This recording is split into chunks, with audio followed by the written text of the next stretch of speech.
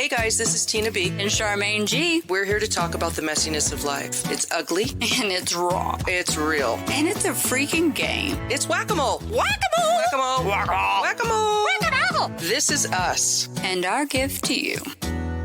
Hi, Charmaine. We're back. So, Tina, I've totally missed you since Thanksgiving. We had to shut it down last week due to technical difficulties. 2 weeks. Oh, that's true. We didn't do Thanksgiving and we didn't do, you are right. Yeah. So, it was not technical difficulties. That's implying it was my fault. No, I'm about to straighten that out. It is all your fault. I'm about to straighten that out because I brought that phrase up for a reason.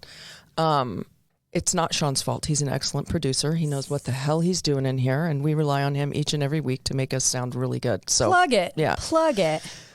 The technical difficulties were problems my body was failing last week. So over the holiday, and then I thought it would get better, and it didn't. I was having a reaction to being postmenopausal, as I've announced here before. I found myself probably 8 months ago feeling a little like weepy. The hot flashes were not going away. Yeah, the top of your thighs were sweating. Stuff like... Should I have said that? But No, but like I remember thinking... The top of my shoulder was sweating. Like in places you don't think you're going to sweat. It was just really bad. So when I went to the doctor, he gave me some, for you ladies out there, I'm sharing this because I'm hopeful that it will help somebody. Mm-hmm. I'm anti pills. Like I'm the one who might drink like a half a bottle of tequila or something, in a sitting. But I'm going to read the label on a medicine bottle to a T to get it, make sure I'm getting it right. It's medicinal.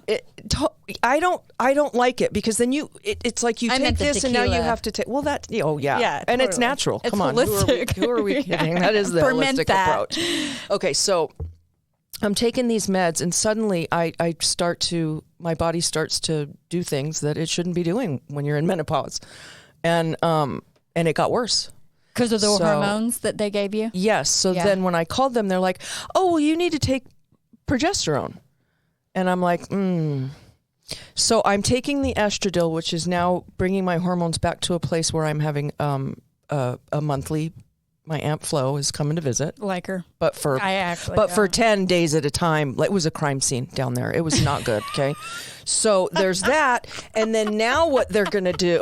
Somebody got murdered. Yeah, she's like, so now take the progesterone. I'm like, and like you just start like a little puppet. What about your like emotional? Right. Oh. Where's the F word? Where's the Ding! Sorry. Yeah. Sorry, people. I made a commitment. So I'm just like a puppet. Just take, okay, and now take this. And now, meanwhile, this stuff was changing. It was changing the quality of my life. Yes. Okay. I had put on like 10 or 15 pounds that I didn't know where it came from. Didn't explain because you were eating healthy. You were yogaing every day. And still looking in the mirror going, I've never looked like this in my whole life. So then you start going, okay, well, I guess it's age. I guess it's whatever. Sure. I start to scratch at the acceptance thing. But then I'm like, I'm unwilling to accept this. So anyways, I stopped taking the hormone medicine. I continued to hemorrhage. But at an alarming rate. At an alarming rate. But it was also this huge cleanse. I mean, think if you haven't had a period for 18 months and then you suddenly get one, I pray it'll happen. So no, I don't need to get gross here or anything like that. But the women who are listening and men who have wives, it's part of who we are. And I'm not going to be ashamed to talk about it. You actually had to go and get procedures and tests and things because of the severity of it. Yes. So outside of that, like, where are you at with results? Is that? Well, they did a biopsy. Like I've had things done, and the biopsy, thank goodness, came back normal. Yes. They called me yesterday and told me that it came back normal. If the hemorrhaging starts again, then of course I need to go, and they're going to do like a DNC or something. They'll go in and kind of scrape things out and stuff. Yeah.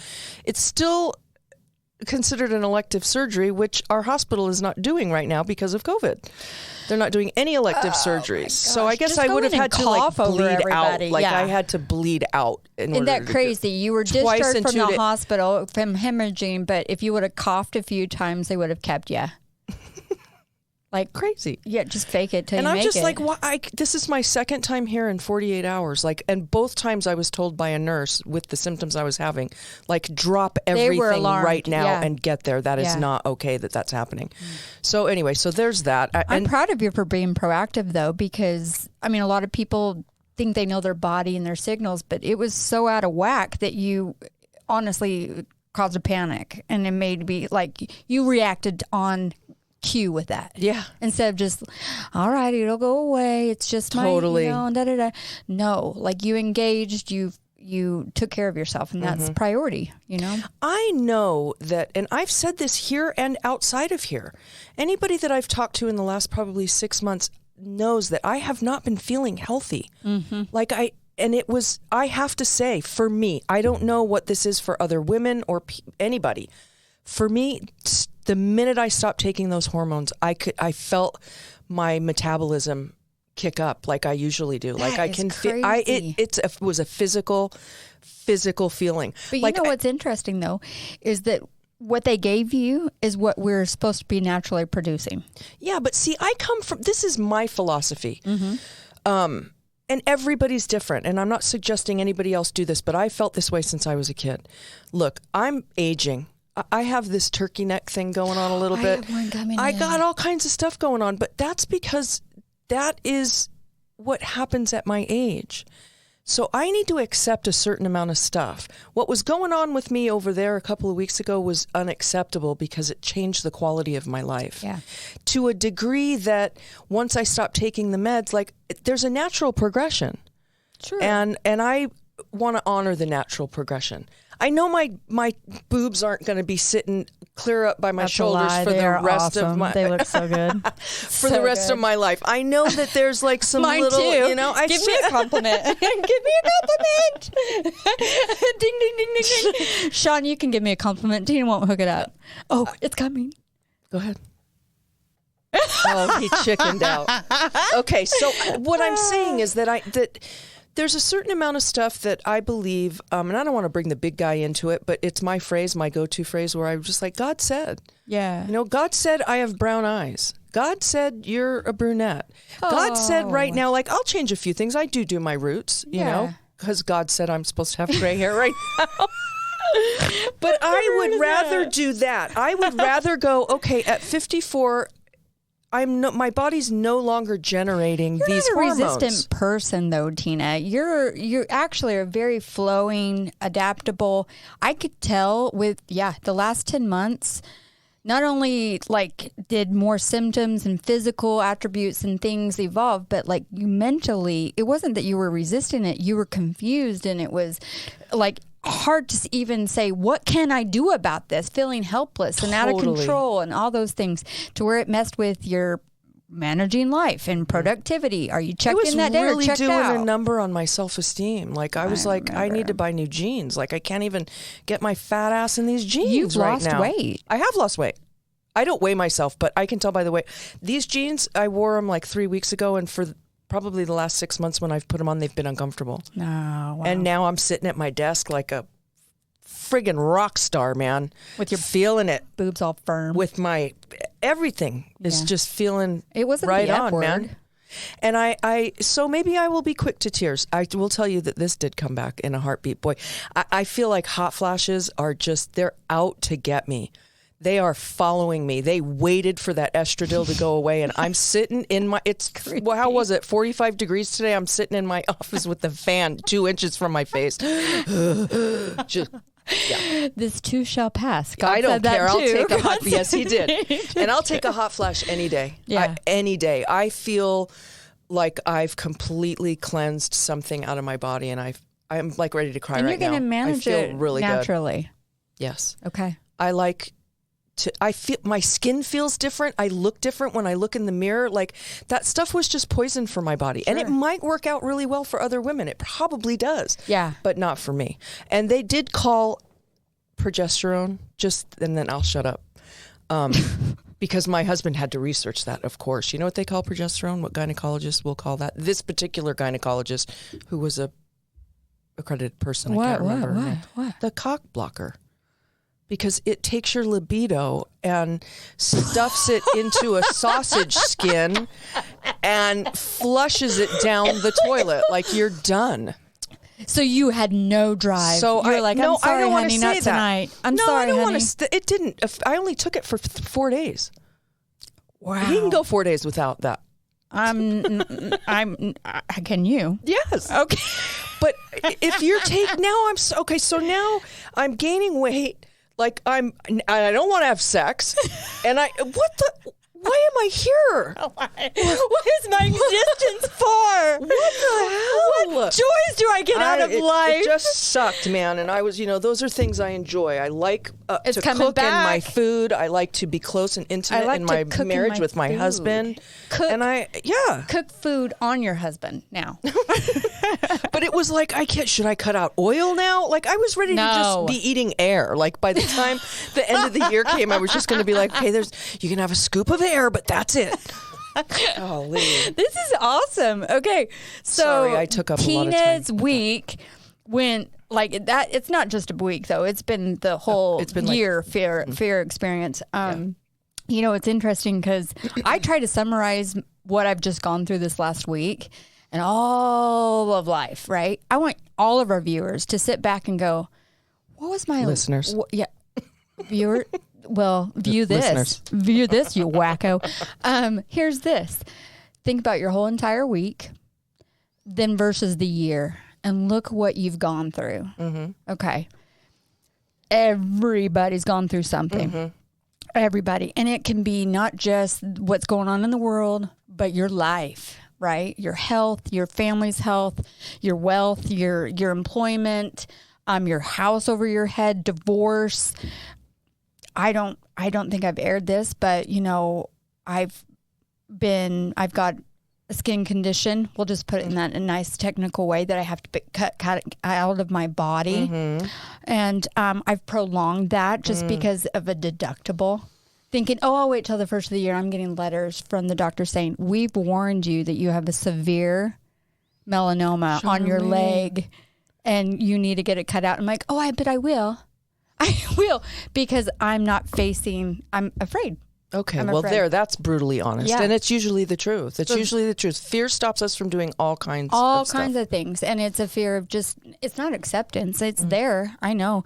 So then I get, my ex-husband gets a text saying there's fraudulent activity on your bank account. I'm like, why is my ex-husband getting this text and not me?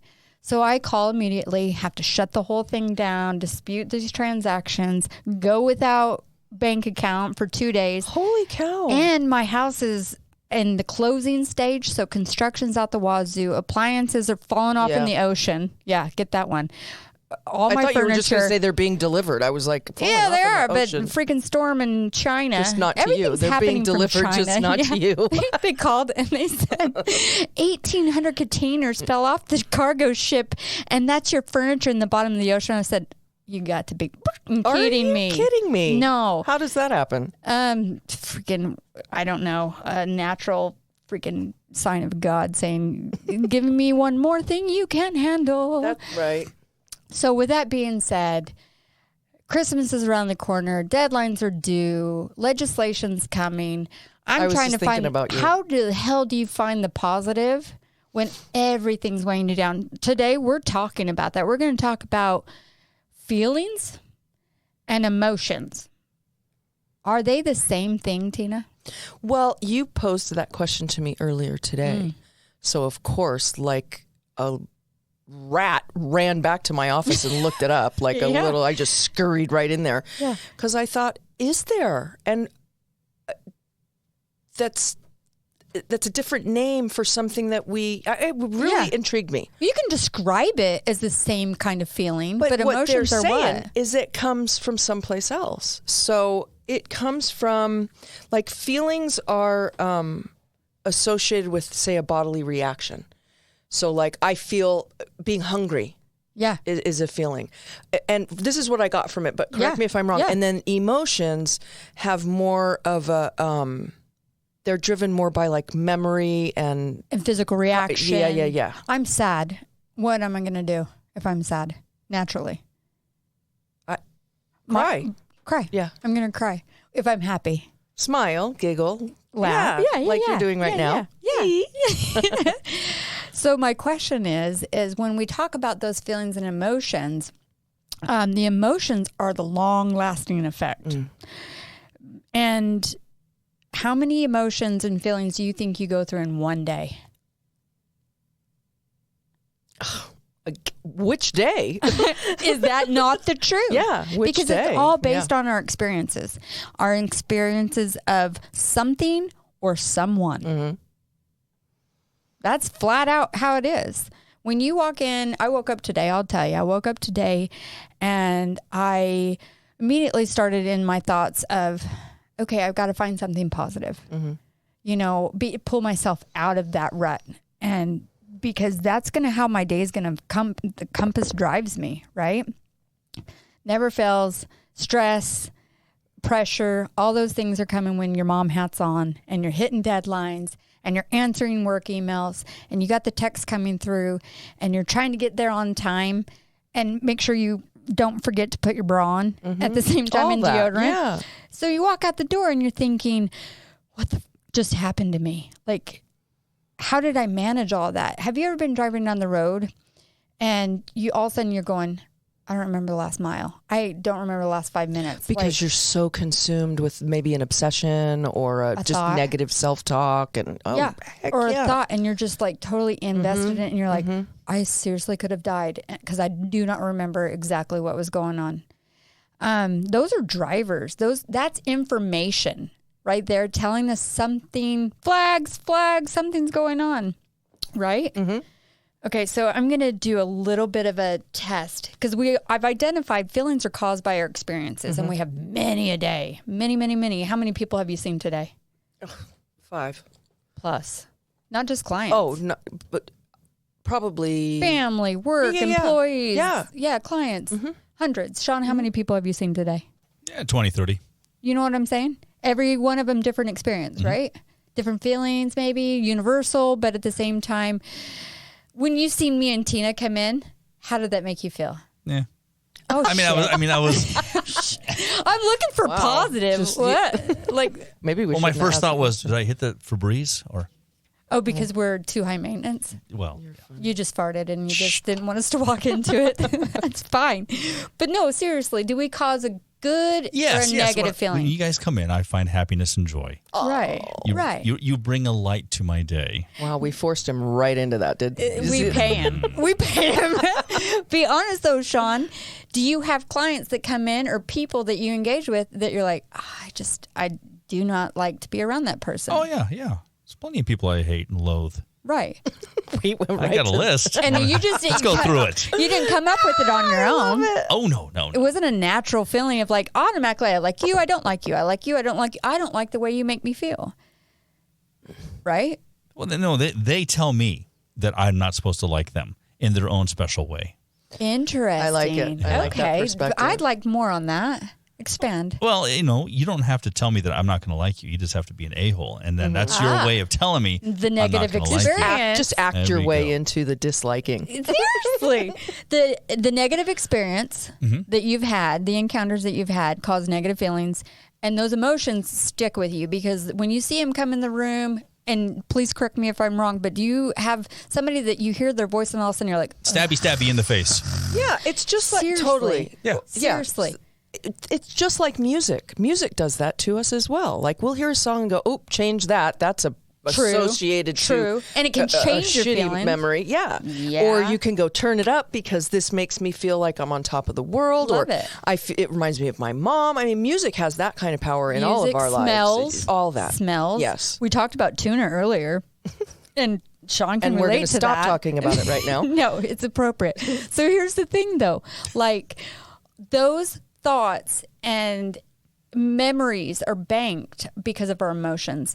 Have you ever had somebody that you're obligated to in life that causes that negative emotion in you to go every time they call or every time you have to do something because of obligation, who they are to you as a person, a spouse, yes. a child? Not anything. anybody in my immediate like my little clan that I live Yeah, with. yeah. Not any of them, but certainly there are people that have been in my life my whole life that it's taken me an entire lifetime to go, this isn't working anymore. Right. You know, it was bearable in my 20s and I guess I have to do it, like, you know, but then it's like, Okay. no, this is a toxic person and they don't need to. And how did you manage that? Because a lot of the obligatory relationships keep you trapped, right? I'm so glad you asked, because I came to the conclusion that this particular person, I'm not going to mention who it is, No namer. but this particular person, the idea I had about who we were to be to one another was an old idea. It was an idea from my childhood. It was an idea from my heritage. You stick by and you do this and you do that. And what I've realized after not having the relationship in my life for some years and then resuming it for those very reasons, it's loyalty, it's your family, it's blood, it's blah, blah, Yeah, blah. It's all this You made your crap. bed, now you lie in it. That conditioning that we grow up with. Oh, yeah. And then other people influence you. Yeah. That's the right thing to do. You need to stay there and fight. And it wasn't for me the you right need to thing change. to do. The experience doesn't need to change. It's you. Yes. Screw that, because that same negative feeling and that same negative emotion that's caused that reaction for you to kind of disconnect from that person isn't going away. No. So I wouldn't why do you choose this gravitate? person as a friend. Right. And I don't say that to be cruel or mean. No. I say that because It's for your own well-being, right? yeah. And so what is the obligation? Now I look at my relationship with my brother, and it's, you know, off and on due to lots of things, but there's a mainstay of how I feel about him deep down inside of me. And that's not an old idea. That's a continued idea. So I got rid of that because I thought, okay, I'm hanging on to this thing because it's supposed to be the right thing to do. And other people are when telling you. hanging on to it meant that I was, it was making me unhealthy. Yeah. It wasn't healthy support in my life. I was second guessing myself. I saw a meme the other day that said, think about how you feel after spending time with somebody. Just that. Yeah. Just think of it. Tell me more about that. That was it. That was just the end of it. It was just something I saw on social And media. if somebody makes you feel negative, like you're always doing something wrong, or you're always like you're ashamed of yourself, or you know, like you can't ever, you're constantly being rejected over Yes. and over and over again. What is the gravitational pull that keeps you there? Oh, I think it's probably, from my own personal experience, is just my lack of growth. Okay. My lack of, Wow. my fear of people, say Sean didn't like me. But I came in here, we have an obligatory relationship, we have a business relationship, and every time I come in here, I feel like I can't please him for nothing. Like I'm just not good You are enough hard in to his please. You really are. And he's like, I can feel him looking at me. He doesn't put any validity to what I say. It's that whole gaslighting kind of a thing. Ooh, okay. Yeah. So that's a real thing. that is a real It thing. almost makes you feel like it's your fault too. You feel like you could be cuckoo. twisted. Yeah. And so, yes. So, but at my age, I used to just take that. I would just go, well, maybe I could stand on my head in the corner and do Or it scissor won't always kicks be like that, because there's and that'll sometimes make him he's happy. nice to me. Sometimes he's nice to me. So I'll just bank those good times and put up with this crap over Mm-hmm. here. However, you constantly feel that way. Why wouldn't you react? Well, I would change the situation because I would not be willing to stay in a relationship with Sean of any type, meaning just He this wants to business say something relationship. so I good. feel like I need to have a say in this, but I'm not sure what to say Close right it now. out till the break. Say something, Sean. It's not true. We're not breaking But up I'm just today. it's not that. But the older I get, the less tolerant I am of people in my life who don't accept me for who I am. Keyword tolerant right there. Yes. Because I think that's a natural characteristic. But I, in turn, had to accept people for who they were. It couldn't be just them accepting. Why aren't you accepting me? I had to look and go, well, maybe I have a judgment about that person. Well, maybe I have a judgment about this. And I had to get right with that. Well, what they make you feel is the information you should be going off of. Yeah, and I have a problem with that statement, and we'll talk about it when we Okay. come back. In the name of Jesus Christ, amen. Oh, my gosh.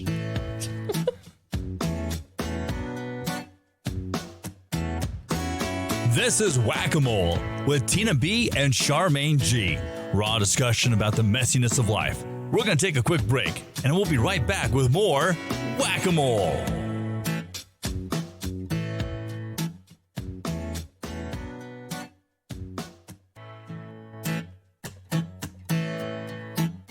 We welcome you back to Whack-A-Mole.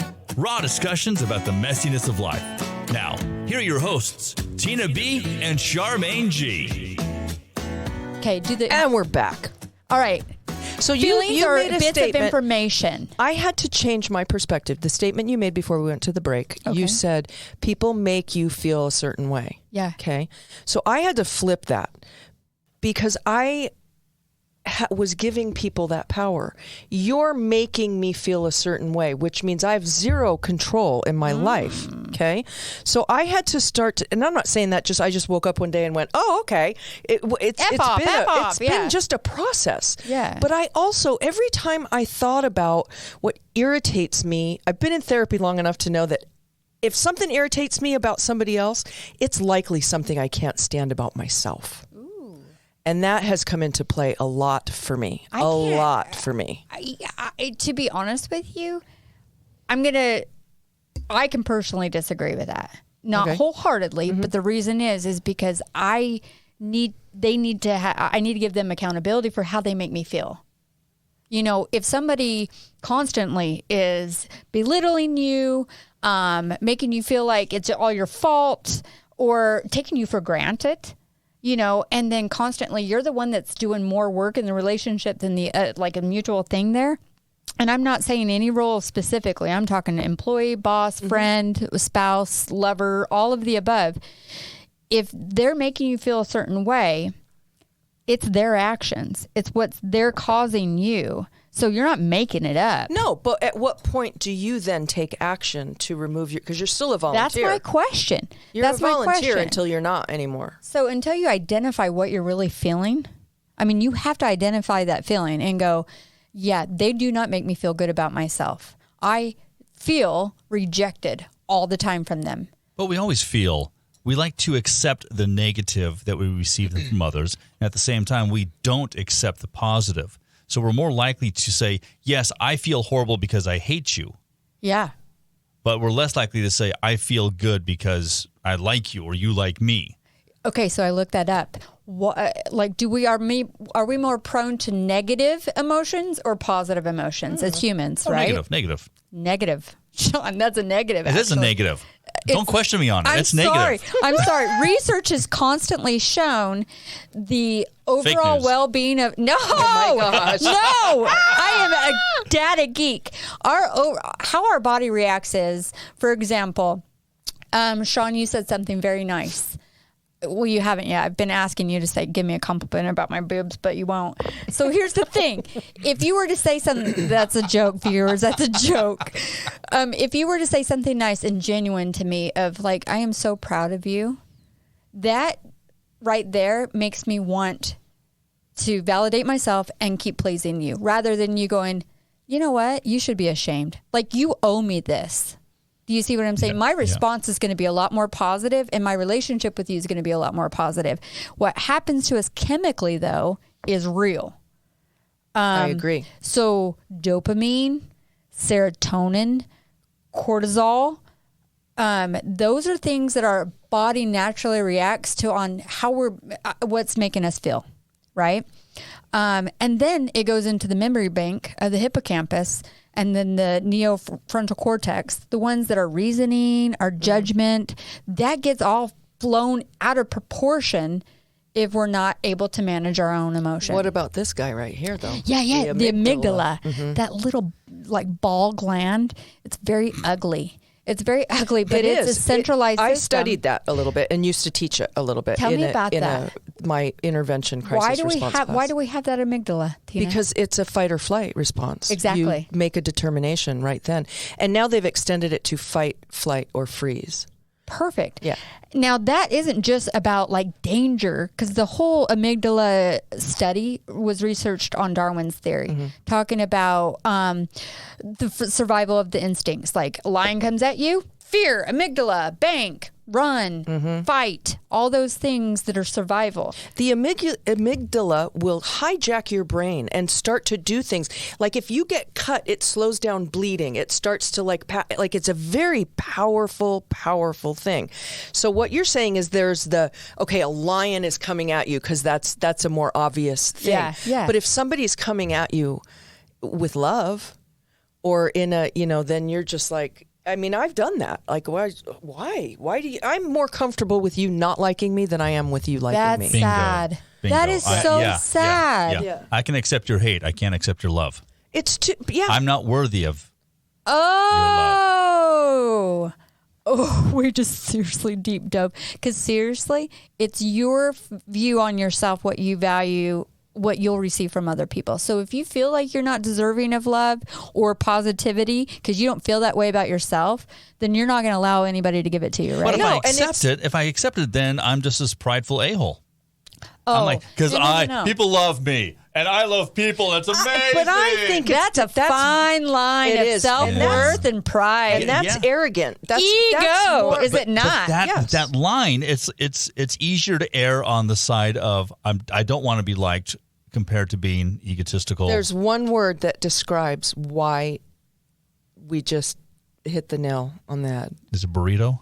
Self-worth. No, it's vulnerability. Yeah. Why don't we want to? It's easier for me to keep my dukes up in that position because it's just easier. It's street fighter attitude. Path of least resistance. And then there's a whole other thing with your body language when you have to put your dukes down and actually feel something that is deeper than what the ego is trying to manage. If your dukes are up and you get hit, you can handle it. Oh. When your dukes are down and you get hit, it's a sucker punch. It hurts. So you hurt deeply is what you're saying. So it's the same punch. It just hurts a lot more. Different level. That to me tells me that you're very, very sensitive in your feeling factors. And I can relate. I can relate because my guards are up. I can always tell somebody, I'm 90-10 today. Like, I'm not going to let you in. I'm all surface, right? Because I'm protecting my heart. I'm protecting from pain. And that's out of experiences. That's not something I was born with. Those are the experiences that have got me there to protect myself. However, though, when you lack that open and vulnerability factor, you're depriving yourself. You're depriving yourself of experiences and feeling loved. Sean, I'm going to ask you black and white. Okay, careful. Do you love yourself? No. Okay. Sean D. What? A little bit? What is it, black or white or a Are little you bit? a good person? I'm okay. Okay. So he doesn't want to look like an arrogant I love a-hole. how honest he was. I do right there. too, but I love that. believe that's the vulnerability block. Like he's not allowing. Ask me. It's taken me years to get here. Do you love yourself? I actually do. I actually do. Do I need other people? Do you need that? Do you need that? What's the word I'm looking for? Affirmation from others? That's a bonus. Oh, because lucky I you. feel it already about myself. And it I varies need that from affirmation more than I love myself. Yeah. Because you have low self-worth. You have low self-esteem. Absolutely. And that's the part where I Woe's feel like me, when woe's you me. become altruistic to yourself, when you're living your true self is when you kind of say, you know what? This other person has held me back or they have delayed me. And I've allowed that to be able to not love myself, not find myself, not be true to myself. And then it can waver. Like you can have different people in your life that causes that feeling to waver. Now, when I come in and I give you a compliment about your hair, because that actually was a real compliment. You look really younger. Younger. Yeah. How did that make you feel? What does she want from me, right? No. It was like, oh, okay. I didn't put a lot of thought into it. Okay. It wasn't Let's do it now then. Because I don't value my hair that much to say, oh my gosh, thank you for the compliment. I worked so hard on it. It's just, nah. Do you value your voice? Nah, kind of. It depends. Do you like your voice? But I was telling you about the side gig that I have. Yes. Okay. That made me feel valued. Somebody has seen my work and they are employing me to leave the state and continue this work someplace else. And it was like, my That's efforts, your affirmation. My work, That's my efforts is great. Yep. Okay. It's so that's not how just, you feel valid as a person through other people. Yeah. Okay. So you got some growth to do. And I'm not a counselor by any means, but is that not true that you're sitting and you value everything that you can put forth in this world based on your performance instead of your own feelings about yourself? It has to be my performance. Yep. I have to have. And that's very natural. That's very normal. Again, in this business, I've been doing radio for 20 years, and that's how I get my affirmation. That's how I get my paycheck is my performance. But it's not a mask, right? Or is it a mask? Yeah, it is. I mean, a tremendous amount of radio people are introverts. True. So it's their chance to shine. It's their mask, I guess you'd say. Like the lights come on and it's a whole different person, right? Exactly. So they can get affirmation based on the new mask they're putting on and go, I feel good because I did this. Yeah. Because I'm not me. Interesting. This whole thing, and I'm really fascinated that we've been able to spin it like this because, like I said, those came from your experiences, your relationships that you had growing up, now, current, all of those things, your environments, your work, whatever you have in your life. It could be going to church. It could be part of community support groups, AA, volunteer groups, whatever that edifies you is something that builds who we are, right? We're always changing, though. As I was listening to you guys talk, we're always changing. So how I felt about myself in middle school, I love to bring up middle school because you're just everything it looks and smells different, and you're changing. It's just not good. So I felt differently in middle school than I did when I was in my 20s.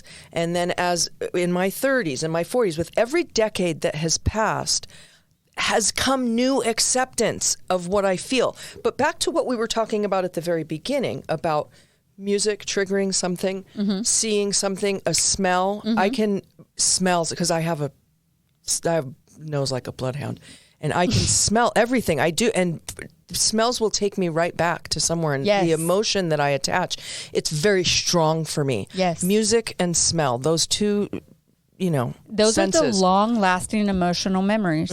So every experience we have changes us in some way. This means we're always shifting and growing depending on their experience and who's in our life. It's why we're different today than even what we were even a year ago.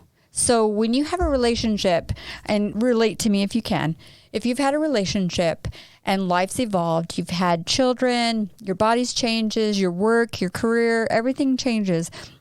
And that's created those multiple experiences to where you're going to change, you're going to grow. And people say, well, I used to be in love and now I'm not anymore. It's not that you didn't cultivate the relationship, but you can change. That relationship changes. And how you are as a dynamic together.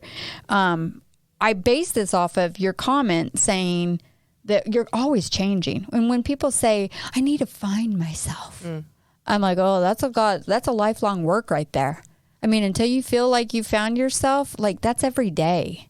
So if you hold yourself back waiting for that aha moment, instead of accepting that every day you're going to have a lived experience, it's going to change your thoughts, it's going to open your mind, your perception, your heart about things, who comes into your life, then you're going to go a year from now going, wow, I am so much different than I was even a year ago.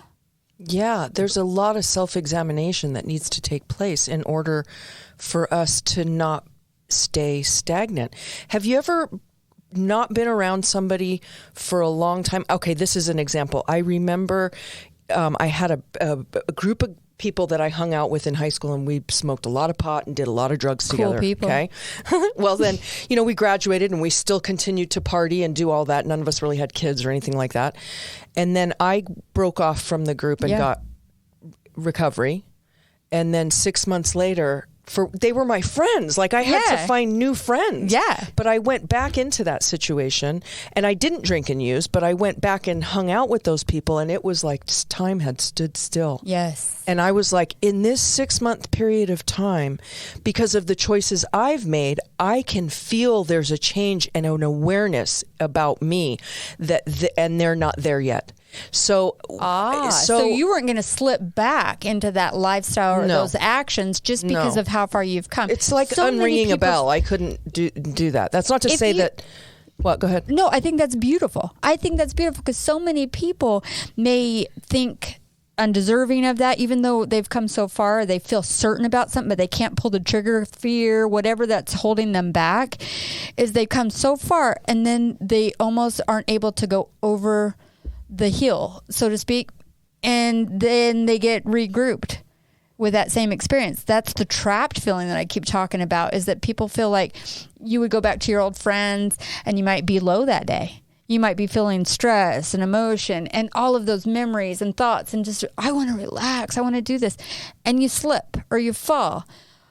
However, though, a lot of that is when you slip back and you go backwards, then it doesn't mean you're not growing. It just means that you made a mistake. In that instance, I did not go backwards. In that instance, I could see that there was growth in me and I was digging it enough to sustain it and to go over there. So you were proud of these yourself. people are still in my life, like via social media and stuff like that. Different. They're not different. But to me, I felt like there needs to be some evolution for me emotionally, because I am driven by pain. I've said that 100 times. And you learn by pain? Oh my gosh. Yeah. Do you learn how to not feel it again? Is that what it is? I do, but in healthy ways, because drugs and alcohol used to fix that. That'll fix it for sure. 12 hours or whatever. And also workaholism. I got sober and then I just worked my ass off all the time. So there's things that you can hide in. Crisis and drama and just all kinds of things. But I slowly over the years feel like, as a result of that some things that I've looked at and let go, I attract a whole different type of person in my life. So my feelings become aligned with what I'm putting out there for others as well. Is that not the truth? Yeah, and it's the coolest thing that's probably ever happened to me. It's shown me compassion and love and to really feel... that's a gift to give to people. I know how you make me feel when you check in on me and you're just I said but I don't even know if it's good. No, it is a good, because there's so many times that I go, how'd she know? Or where's this coming from? I'm not second guessing it because it's a need. And you can meet people's needs just by being yourself and spreading that positive love and just awareness and making people feel like they belong. It's a giving back. It really is. Because it's like you feel it about yourself. It's like I climb this flight of stairs and I'm looking back going, wow, you did that, and it was so hard, but you Who's did coming it. with or me? Climbed a mountain. Yeah. And then instead of just keeping that to myself and going, well, I accomplished that and I'm really great. It has to go someplace else in order for it to flourish, grow, and stay with me. And then that's where more doors open, because that's where there's growth there. You can't not see that. You can't not see that growth. You can't not honor that growth. And that's why humans tend to leave towards the positive emotions and feelings, because we're naturally supposed to be evolving and growing. It takes a lot of courage to do that. Somebody needs to specifically listen to this comment. Where does courage come from? Well, the courage is the opposite of fear, I would venture to say. I think that comes from a deep... It depends on what you're talking about, too. People think courage, they think of like the Cowardly Lion, from The Wizard of Oz. And he wanted courage, which meant he wanted to be the king of the forest and stand up to that. Totally, But we just watched that over Thanksgiving weekend. But then there's the courage that says, I have to admit that I did something wrong. There's the courage that tells you... maybe even the courage to say, I allowed this to happen, so it's my fault and I shouldn't have a voice. Or to talk yourself out of... That's fear. You're just letting the fear stay. And the reason why I'm hyper-focused on this is just because so many people stay in that cycle of that, how to manage the negative emotion, how to manage it, numbing, avoiding, fear, the common ones, that there's 27 feelings, by the way, And when I asked the question, how many do you think you felt that day? I bet money, all of them. Oh, but that's for women, right? Yeah, because we are a rainbow. We are a rainbow. Look at the wheel. That's us. But no, look. If he says PMS, I'm gonna reach over and just No. I mean, how many emotions does the guy have? All of them. Hungry, horny. There we go. Oh my, the H's. What Right. the freaking H? What the hell? So fear, here- anger, disgust, sadness, rage. Go ahead. Yeah. Those are the primary core ones. Anger, anxious, belonging, blame, curious, disappointed, disgust, embarrassment, empathy, excited, fear, scared, frustrated, gratitude, grief, guile, worried, vulnerability, surprised, shame, sad, regret, overwhelmed, love, lonely, judgment, joy, jealous, hurt, humiliation, happy. Those are core emotions of every human in this world. Now, we all express them in different ways and we manage them in different ways, but a lot of the healthy ones we kind of can grow into. If we're not managing it positive and we're growing as a person or gaining that courage, we've got to find out how to get it. Well, I think you were mentioning before about fear and courage, and this has been spinning in my head for the last minute or so. Yeah. Fear, I think, is much more of a reactive. We react with fear. Every emotion's react. No. Oh. Courage is proactive. Acting on it. Courage is something that's thought out, something that's deeper. It's not a reaction. It's a proactive action that we have to take. Yeah. But it's something that's, I wouldn't say instinctive. Well, so let me ask you this. I would agree with that. I do too. So let me ask you, if you know something without a shadow of a doubt and you're afraid of the unknown, you're afraid of loss, and you're afraid of, loneliness, things that are going to prevent you as a barrier from acting out of courage, have you ever had that experience and how did you work through it?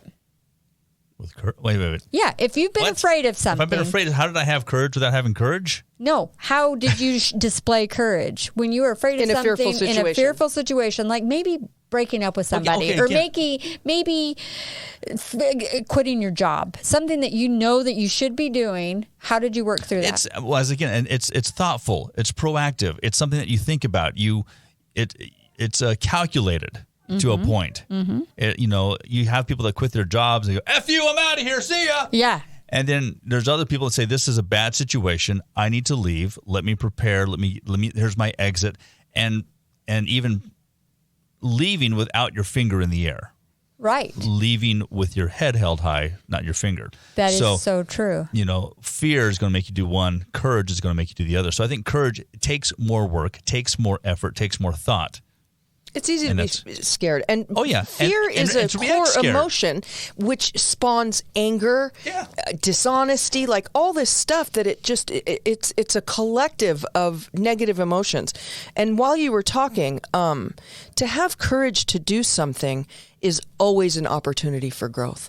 There's always growth when you have courage. Always. There's even if it's just the most minuscule little thing. It gets you stronger, doesn't it? It's esteemable. It builds your strength. Yes. It builds your self-esteem. So if somebody else displays courage in a situation where you felt maybe you needed to step up and be courageous, it's not going to have the same effect on you. It may have put that fire out, but it didn't give me what I needed, the esteem I needed in order to act in an alternate way of fear. And only you can do that. Yes. I can't give that to you. Nobody it's can your give it to actions. me. So Yes. Brene Brown, love Brene, your emotional awareness and ability to handle feelings will determine your success and happiness in all walks of life. So how you handle what you're aware of will determine your success and your outcomes. So if you want to stay sitting in that negative relationship and that negative emotion without action, then that's where you're at. You don't move. You don't progress. It's there. Paralyzing, trapped, drowning, all those things that you know. But if you don't take action on it, then you really need to figure out how to do that. Does that make sense? So, viewers, we got 30 seconds left. Listeners. What the fuck? So here's the thing. I want it on the camera. She didn't say it all the way. I said fuck. Okay. TDS version. Be aware that if you want positive in life, gravitate towards the positive people. Look for the support systems that are healthy to you. If you want negative, just grow the up. Be a better human.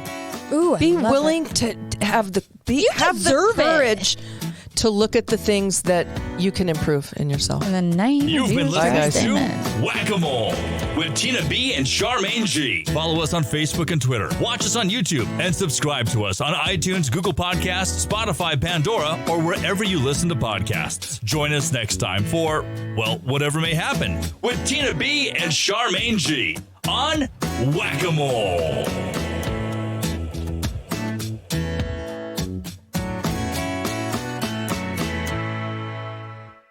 This has been a production from a podcast studio.